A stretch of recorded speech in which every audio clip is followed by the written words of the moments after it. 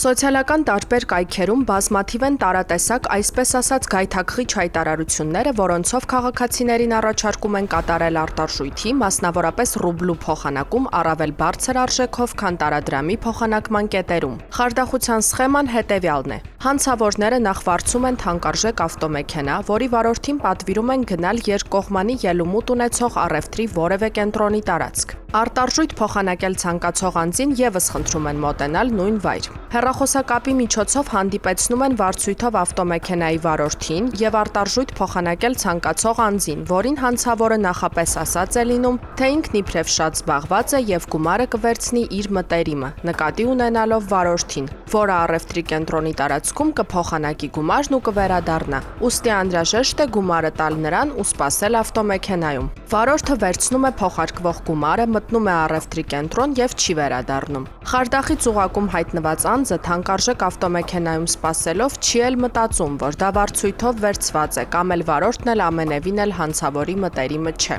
Այսպիսով քաղաքացին չի ստանում իրեն հասանելիք գումարը, մնալով ձեռնունայն։ Հարգելի քաղաքացիներ, հորդորում ենք կատարել արտարժույթի փոխանակում միայն Հայաստանի Հանրապետության Կենտրոնական բանկի եւ Հայաստանի Հանրապետության ֆինանսների նախարարության կողմից լիցենզավորված արժութային գործակալների միջոցով, խարդախության զոհ չդառնալու համար։